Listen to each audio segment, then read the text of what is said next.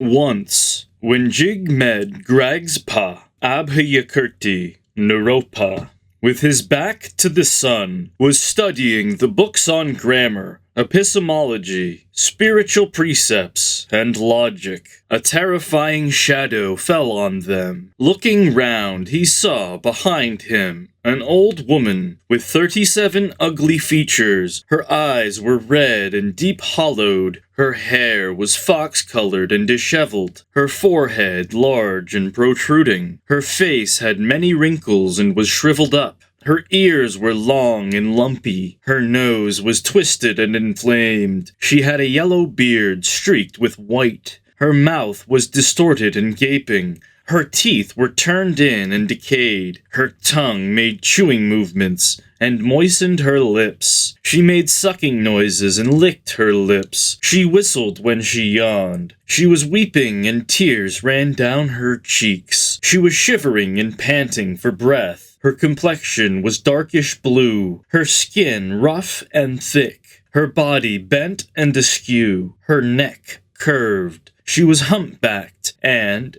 being lame, she supported herself on a stick. She said to Naropa, "What are you looking into?" "I study the books on grammar, epistemology, spiritual precepts, and logic," he replied. "Do you understand them?" "Yes." "Do you understand the words, or the sense?" "The words." The old woman was delighted, rocked with laughter, and began to dance, waving her stick in the air. Thinking that she might feel still happier, Naropa added, "I also understand the sense." But then the woman began to weep and tremble, and she threw her stick down. "How is it that you were happy when I said that I understood the words, but became miserable when I added that I also understood the sense?" "I felt happy because you, a great scholar, did not lie, and frankly admitted that you only understood the words. But I felt sad when you told a lie by stating that you understood the sense, which you do not." "Who, then, understands the sense?" "My brother." "Introduce me to him, wherever he may be." "Go yourself, pay your respects to him, and beg him that you may come to grasp the sense." With these words, the old woman disappeared like a rainbow in the sky. The Life and Teaching of Naropa. Translated, Herbert V. Gunther, Boston and London, Shambhala Publications, 1986, pages 24 to 25. Naropa was studying epistemology, logic, philosophy, and grammar. That's where we are at. Of course, everybody is also extremely involved with art now. Everybody is trying to work out their artistic self-expression. They might hear the teachings of Naropa in connection with art. They might see it in terms of the art of the Tibetan teachings. Then there is also logic, the question of how the teachings relate with each other, how not, and how so. We are involved with logic as well. It could be said that everybody here is in the first stage of Naropa's experience, involved in philosophy and art, as well as epistemology. We are on the same level that Naropa was experiencing before he attained enlightenment. We want an answer. We want definitions. We want a fixed situation rather than something fluid. We feel that concepts are very badly needed. In this seminar, you are not going to be able to relate with concepts. You are not going to get something out of studying logic, epistemology, grammar, and philosophy, which were a failure for Naropa as well. That is why he had to go through 12 stages of punishment because of his concepts. We are going to go through the same journey that Naropa went through. We are going to take a tour of Naropa's agony. In some ways, it is going to be like Disneyland. You go through some tunnel, and you come out. You're delivered to somewhere else. You see exciting things, and you come out on the other end. But in this case, it is related with psychological problems. It is going to be more deafening, more hellish, or heavenish. We start at Naropa's starting point of searching for goodness and trying to achieve divinity. And he proceeded onwards in an eastern direction. These were the visions he had. When he had come to a narrow footpath that wound between rocks and a river, he found a leper woman without hands and feet blocking the path. "Do not block the way! Step aside! I cannot move! Go round if you are not in a hurry. But if you are, jump over me." Although he was full of compassion, he closed his nose in disgust and leaped over her. The leper woman rose in the air in a rainbow halo and said, "Listen, Abhayakirti, the ultimate in which all become the same is free of habit-forming thought and limitations. How, if still fettered by them, can you hope to find the guru?" At this, the woman, the rocks, and the path all vanished, and Naropa fell into a swoon on a sandy plateau. When he recovered consciousness, he thought, "I did not recognize this to be the guru. Now I shall ask anyone I meet for instruction." Then he got up and went on his way, praying. On a narrow road, he met a stinking bitch crawling with vermin. He closed his nose and jumped over the animal, which then appeared in the sky in a rainbow halo and said, "All living beings by nature are one's parents. How will you find the guru if, without developing compassion on the Mahayana path, you seek in the wrong direction? How will you find the guru to accept you when you look down on others?" After these words, the bitch and the rocks disappeared, and Naropa again swooned on a sandy plateau. When he came to, he resumed his prayers and his journey, and met a man carrying a load. "Have you seen the venerable Talopa?" "I have not seen him. However, you will find behind this mountain a man playing tricks on his parents. Ask him." When he had crossed the mountain, he had found the man who said, "I have seen him, but before I tell you, help me to turn my parents' head." But Abhayakirti thought, "Even if I should not find the venerable Talopa, I cannot associate with a scoundrel, because I am a prince, a bhikshu, and a scholar. If I seek the guru, I will do so in a respectable way, according to the Dharma." Everything happened as before. The man receded into the center of a rainbow halo and said, "How will you find the guru if, in this doctrine of great compassion, you do not crack the skull of egotism with the mallet of non-pure ego-ness and nothingness?" The man disappeared like a rainbow, and Naropa fell senseless to the ground. When he woke up, there was nothing, and he walked on, praying as he went. Beyond another mountain, he found a man who was tearing the intestines out of a human corpse and cutting them up. Asked whether he had seen Talopa, he answered, "Yes, but before I show him to you, help me to cut up the intestines of this decayed corpse." Since Naropa did not do so, the man moved away into the center of a rainbow-colored light and said, "How will you find the guru if you cut not samsara's ties with the unoriginatedness of the ultimate in its realm of non-reference?" And the man disappeared like a rainbow. When Naropa had recovered from his swoon and gone on his way praying, he found on the bank of a river a rascal who had opened the stomach of a live man and was washing it with warm water. When he asked him whether he had seen the venerable Talopa, he replied, "Yes, but before I show him, help me."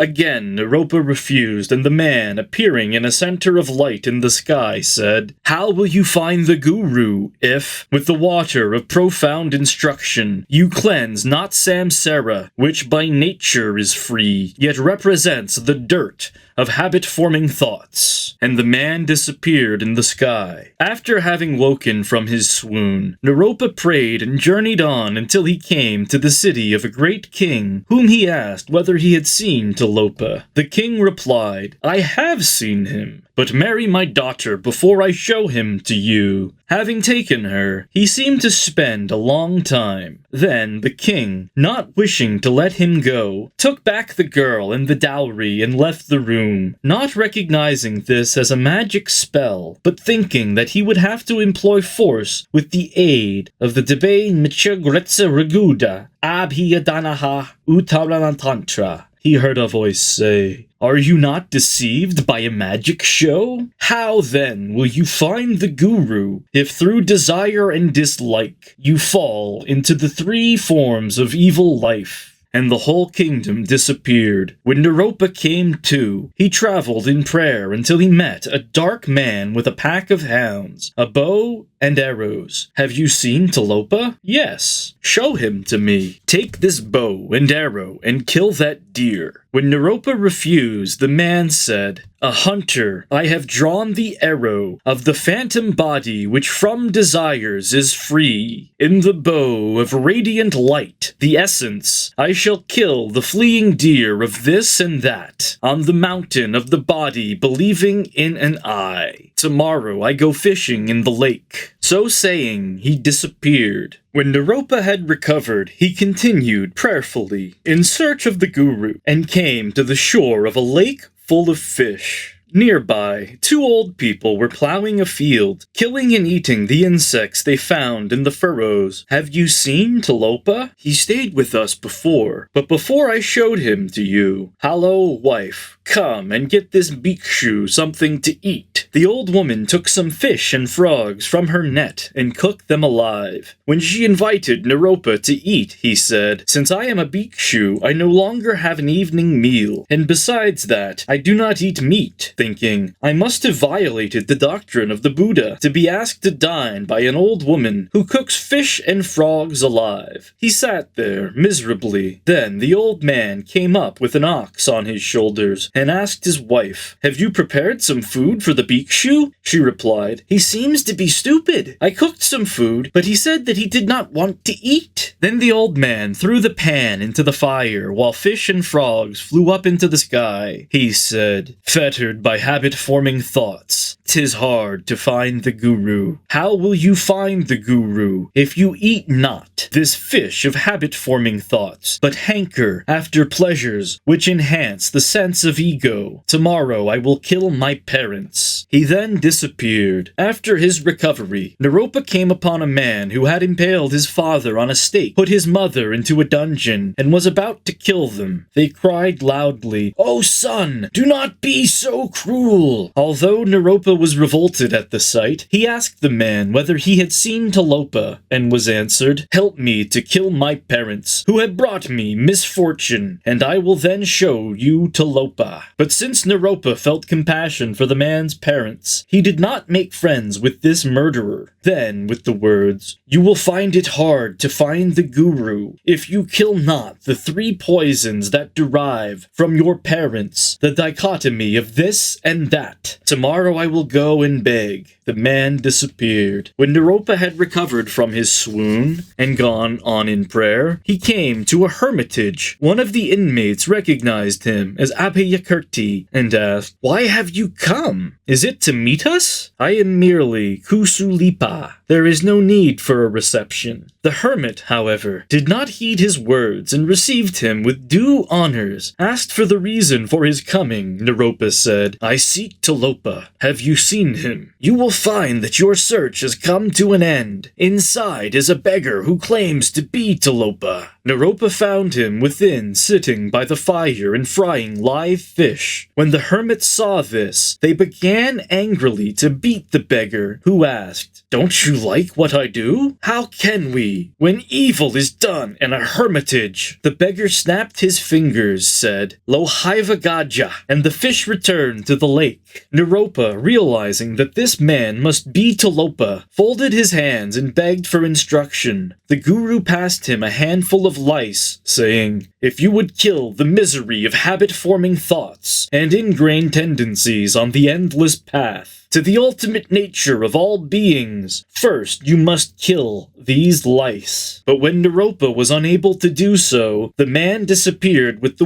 words, "You will find it hard to find the guru if you kill not the louse of habit-forming thoughts, self-originated and self-destructive. Tomorrow I will visit a freak show."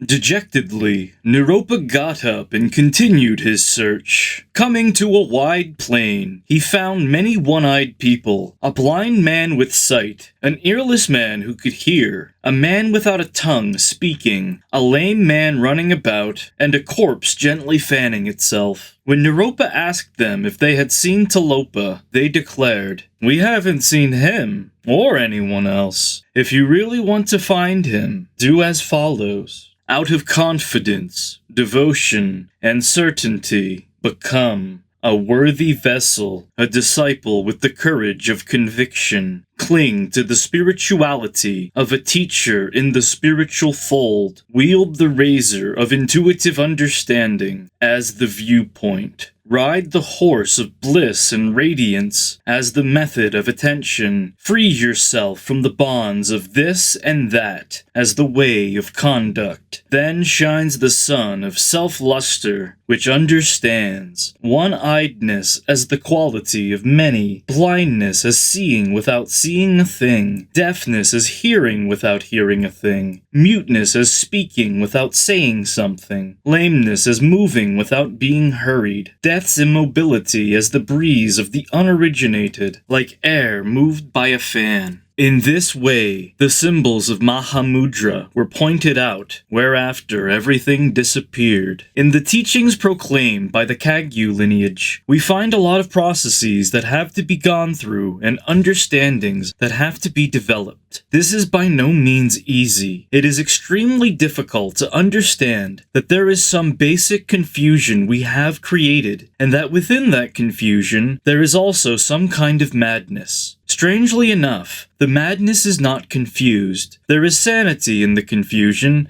and the madness. Confusion in dealing with the situation of life as a fixed thing seems to be a sane approach. So what seems to be insane is enlightenment.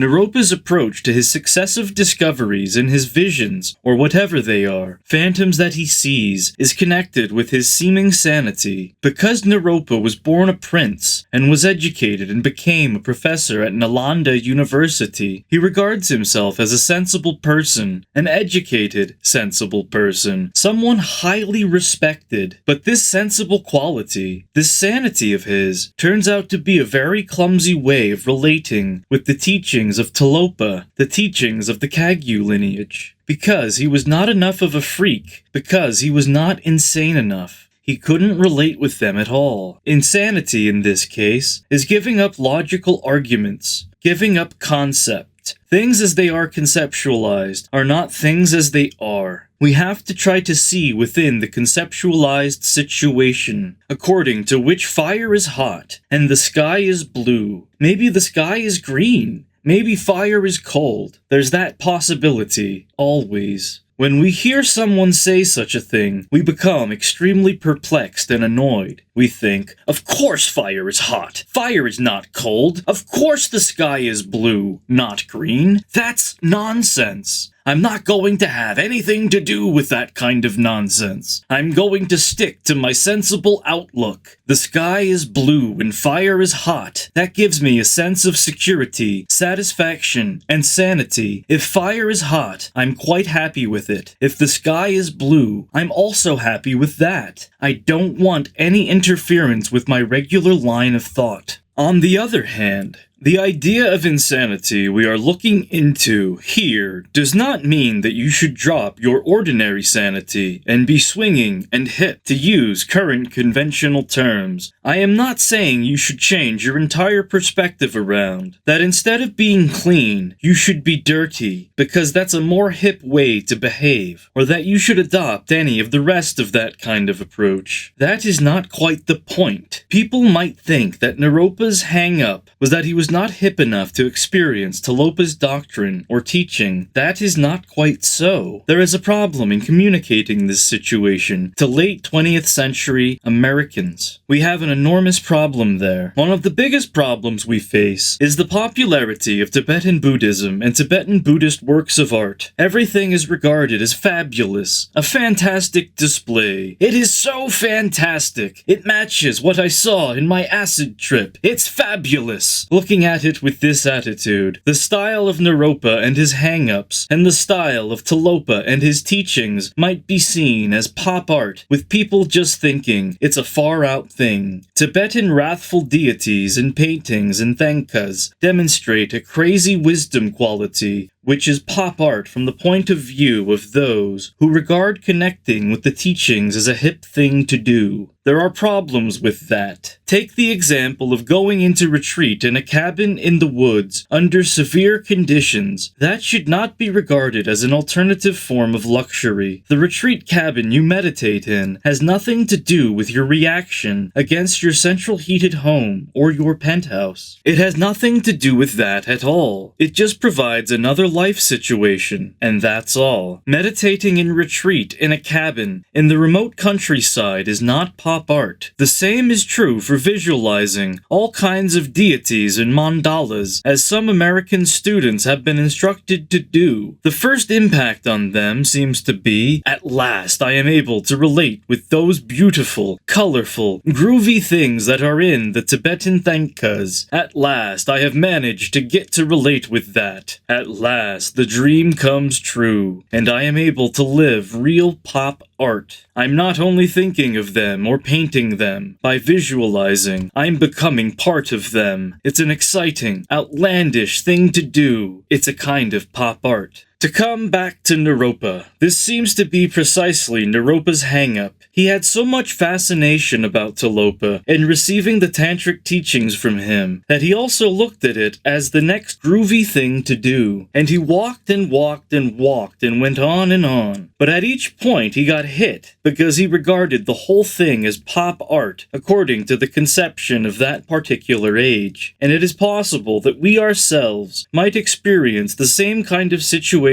as well, if we impulsively regard the whole thing as pop art, as colorful, inspiring, and, at the same time, artistic. As long as we regard it as something we might tune into at any time, whenever we like, thinking that as soon as we do, it will relieve us from all our pressures and tensions. As long as we regard it as another escape, another sidetrack, being hit like Naropa could happen to us too. All the successive situations that Naropa went through in experiencing Talopa's different qualities, the leper woman, the decaying dog, the criminal, and so on, involve a psychological expectation that is an extremely confused one, and we try to make pictures out of that psychological confusion, and the only kind of picture we can come up with is a beautiful, colorful, artistic kind of picture with a dreamy quality, connected with possibly achieving a goal, an aim, an object.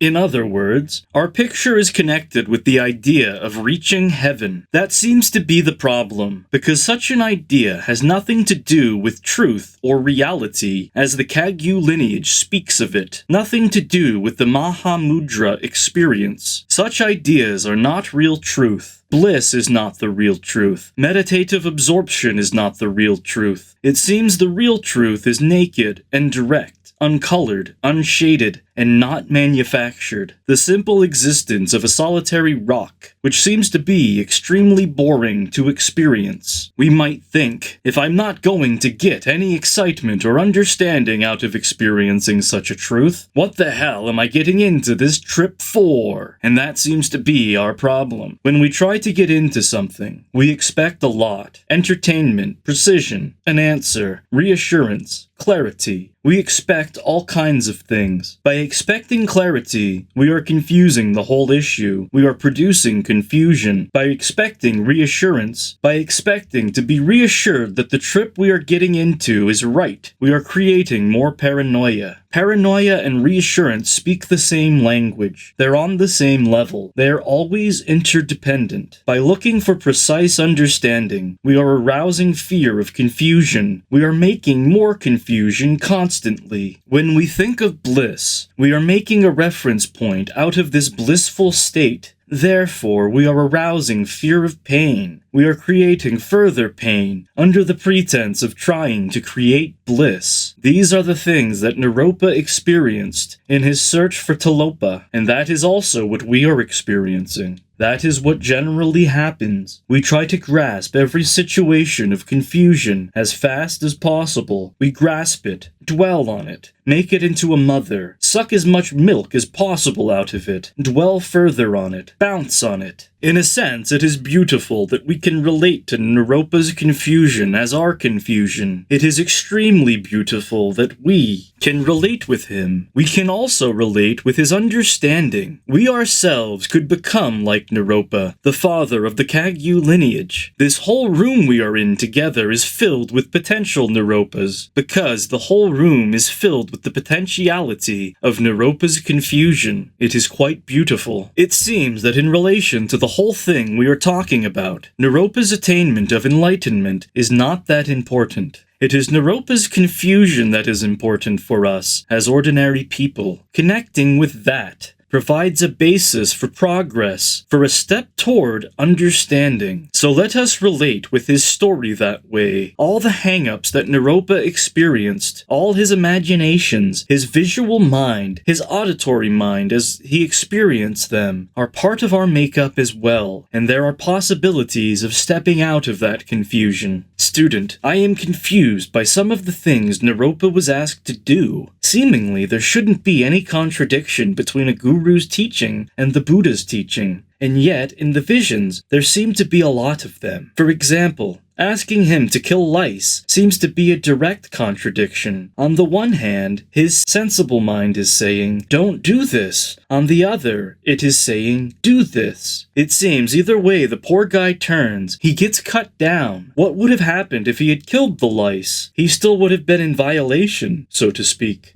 Trungpa Rinpoche, probably. At that moment, there was no such thing as lice to be killed. Physically, there may have been no lice at all. Still, you're killing, whether it's only a projection or not. If you kill somebody in a dream, isn't that the same as actually carrying out the action? It's quite different. You're dealing with your own projections in a dream. If you dreamed that you became a millionaire, you wouldn't actually become a millionaire. It still sounds suicidal, even if the lice aren't there. Something exists. Yes, something exists, which is your projections, your dogma, your resistance, which has to be killed. Of course there is something there. Not only something, but the thing is there. If it's killed, you're still left a killer, aren't you? Attaining enlightenment could be described as killing ego. It sounds suicidal, and hence not complete. It is complete. When you attain enlightenment, the killer of ego is so efficient and precise that ego cannot arise again at all, not even a memory of it. It does a very fine job. When we kill somebody in the literal sense, we cannot kill them completely. We can't kill their name. We can't kill their relatives. Something is left. But in killing ego in connection with the attainment of enlightenment, we do a complete job. The name and the concept are killed as well. Sometimes you talk about meditation in terms of making friends with yourself. Is this what you call making friends with yourself? What self? It just doesn't seem very friendly. It is the act of a friend, an act of compassion. Ego is murdered out of compassion, out of love. Usually murder takes place out of hate. It is because the murder of ego is done out of compassion that, quite surprisingly, it is complete. The murder of ego is a complete murder, in contrast to the other kind. Putting it out of its misery? Not quite. Respecting the misery. Rinpoche, it sounds as though you're saying we have to go beyond, transcend ego, before we even have the right to get into Tantra. Go beyond? I think we have to, yes. It seems that in the current situation in America, we are in the stage of being haunted by the lady with the 37 ugly marks, as Naropa was. We haven't developed to the next stage of Naropa's search for Talopa at all yet. We have just stayed at the beginning. At the moment, we seem to be just discovering the difference between the words and the sense. The discovery of the word seems to be the sense, but that is not quite the case. Discovering the words was what Naropa was doing, reading that particular book, with his back to the sun, reading a book on logic. We seem to be at that level, so we have a long way to go. Is each one of these situations that Naropa goes through a step in developing out of his confusion? Each situation has a different symbolism related with that. Yes. Who is arranging all these visions? Nobody. It just seems to happen that way. Rinpoche, could you say more about the madness or insanity you were talking about? It is madness beyond the conceptualized point of view of ego. For example, if you are in an outrageous state of hatred and trying to relate with somebody as an object of that hatred, if that person doesn't communicate back to you in terms of hate, you might think he is a mad person. You think he is mad because he doesn't fight you back. As far as you are concerned, that person is mad because he has lost his perspective of aggression and passion as it should be from the point of view. From the point of view of samsara?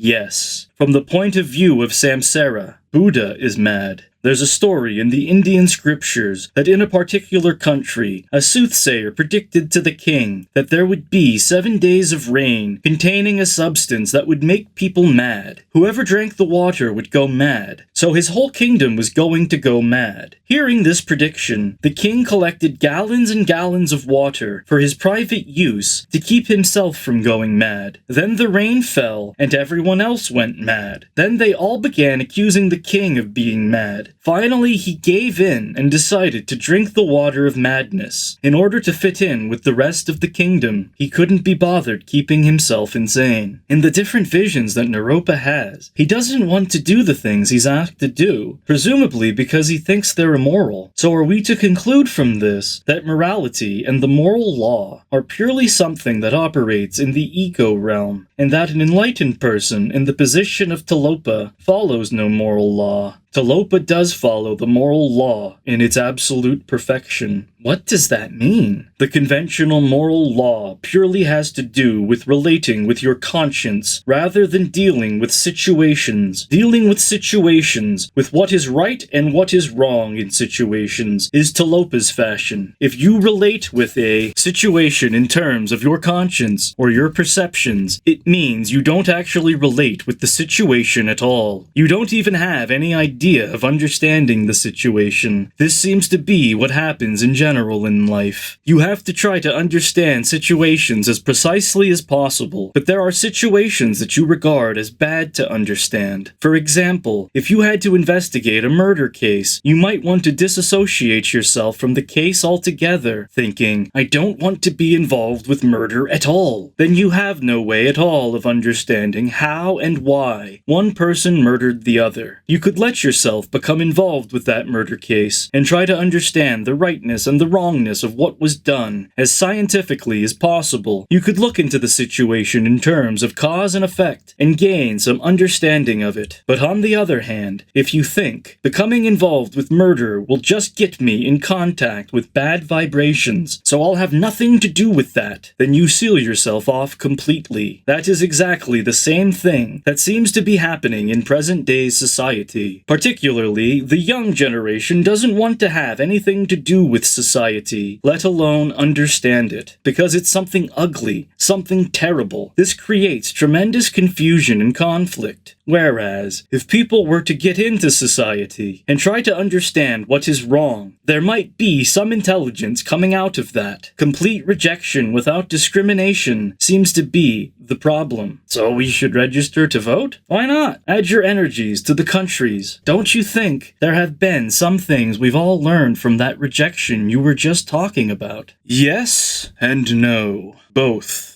A lot of people have rejected Christianity and gone to Hinduism or Buddhism. They feel that they no longer have any associations with Christianity at all. Then later, from the point of view of aliens, they begin to realize that Christianity speaks some kind of profound truth. They only see that from the point of view of aliens, having gone away. They begin to appreciate the culture they were brought up in. Finally, they become the best Christians, people with much more understanding of Christianity than ordinary Christians. You can't reject your history. You can't say that your hair is black if it is blonde. You have to accept your history. Those wanting to imitate Oriental culture might go so far as to become 100% Hindu or 100% Japanese, even to the point of undergoing plastic surgery. But somehow, denying your existence, your body, your makeup, your psychological approach does not help. In fact, it brings more problems. You have to be what you are. You have to relate with your country, the state of your country, its politics, its culture. That is extremely important, since you cannot become someone else. And it is such a blessing. If we could become someone else, or halfway someone else, that would provide us with a tremendous number of sidetracks and possibilities for escape. We should be thankful that we have a body, a culture, a race, and a country that is honestly ours, and we should relate with those. We can't reject all that. That represents our relationship to the earth as a whole, our national karma, and all the rest of it. That seems to be the starting point for attaining enlightenment, becoming a Buddha, an American Buddha. Rinpoche, Naropa's experiences seem to be all symbols. Can't we go too far in taking everything as a symbol? How do we prevent ourselves from going too far in that sense? Naropa, in a sense, failed in this way because he didn't have the chance of relating with Talopa immediately. For that very reason, he got too much involved in symbolism. The same could apply to us as well. It's not so much a matter of too much symbolism as of too much fascination with the context. For example, you could be completely fooled by a salesman if you're in a shop. The salesman might say, "This is such a beautiful material. This is such a functional item. It's of good quality, yet cheap. It's so beautiful. You'll be getting your money's worth." At that point, you can't deny that what the salesman is telling you is the truth. He's absolutely telling the truth. The thing he's trying to sell you does have those good qualities, but if you ended up buying it on the basis of fascination, you might be disappointed afterward, because somehow, afterward, you're not relating with it on the same level of fascination anymore. You might find at that point that your fascination is rejected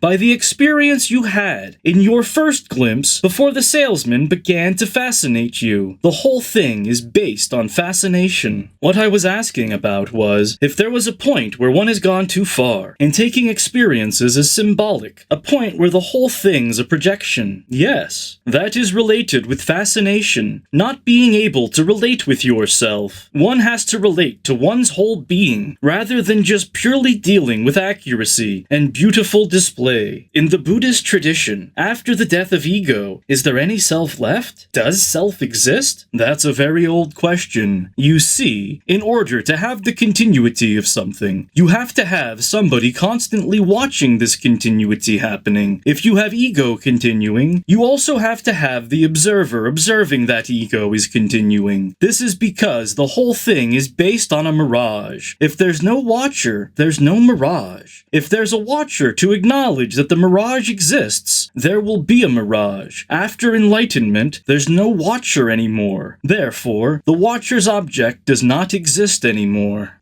Does the being exist after that?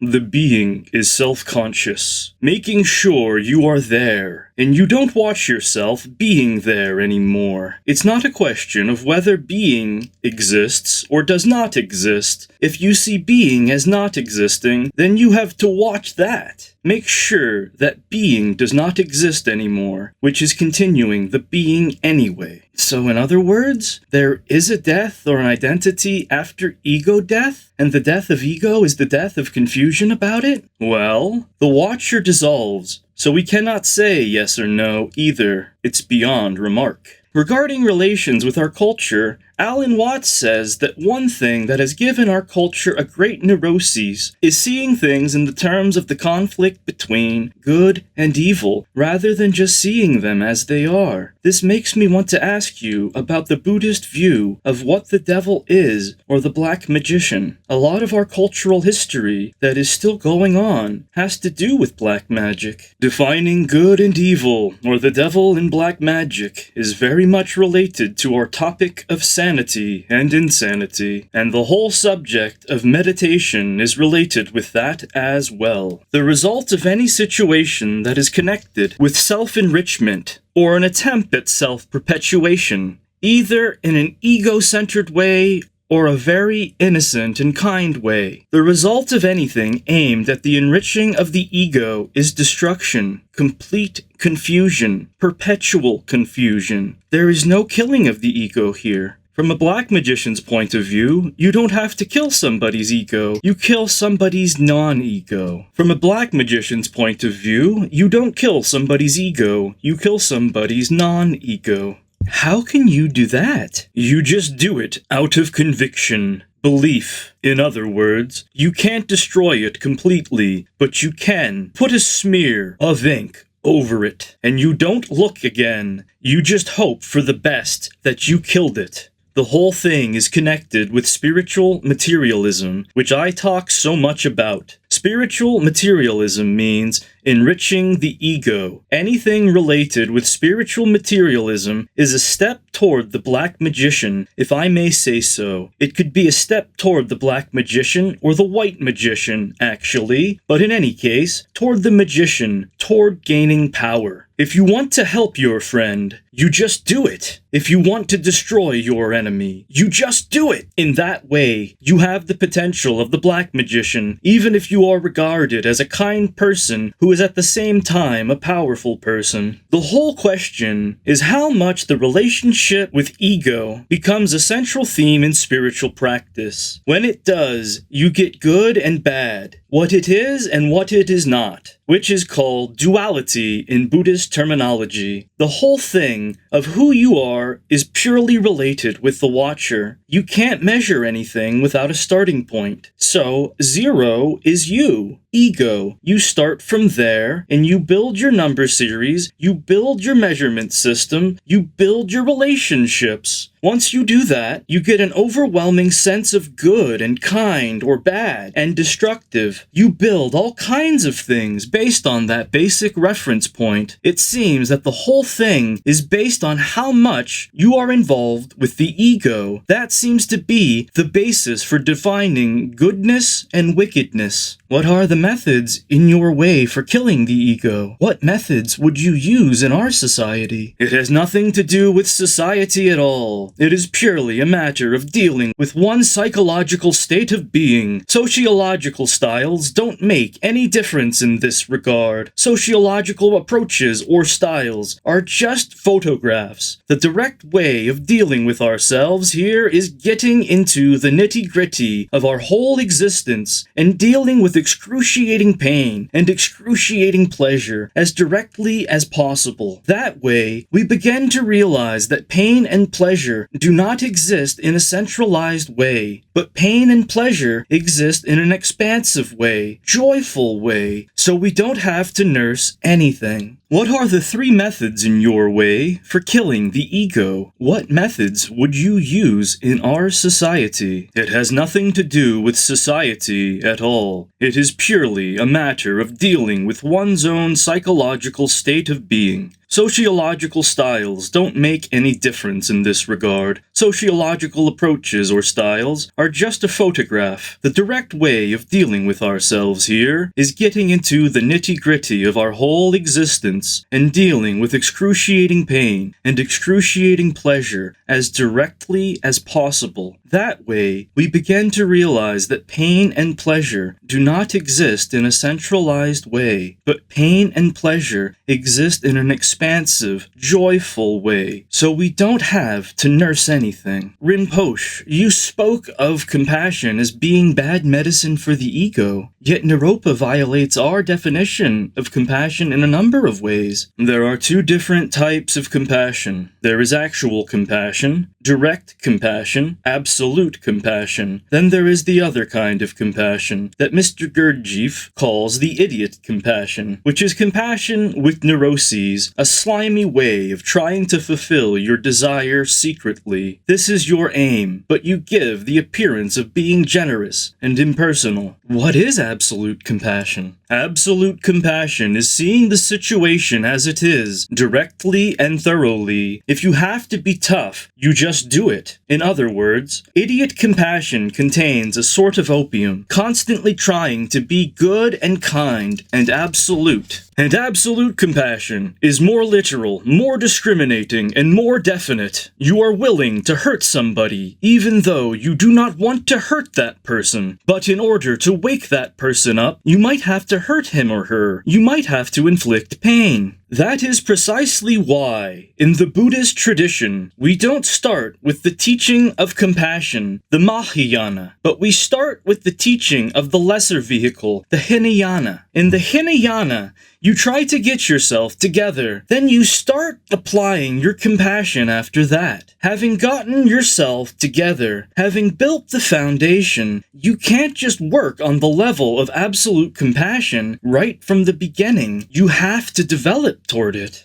I think you said earlier that one of the obstacles to developing in this way is the need for reassurance. How does one get away from the need for reassurance? Acknowledge needing reassurance. Acknowledge it as an effigy that looks in only one direction and does not look around. An effigy with one face, possibly only one eye. Doesn't see around, doesn't see the whole situation. Do you see what I mean? The effigy only looks one way. Is this the person who needs reassurance? Yes, because that reassurance has to be attached to that one situation. Whenever you need reassurance, that means you have a fixed idea of what ought to be, and because of that, you fix your vision on one situation, one particular thing, and those situations that are not being observed because of the point of view of needing reassurance that we are not looking at are a source of paranoia. We wish we could cover the whole ground, but since we can't do that physiologically, we have to try to stick to that one thing as much as we can, so the need for reassurance has only one eye. And the way to get beyond that one-eyed vision? Develop more eyes. Rather than just unidirectional radar systems, you don't have to fix your eye on one thing. You can have panoramic vision all around at once. Something like a fisheye lens? Something like that, but even that has a camera behind it.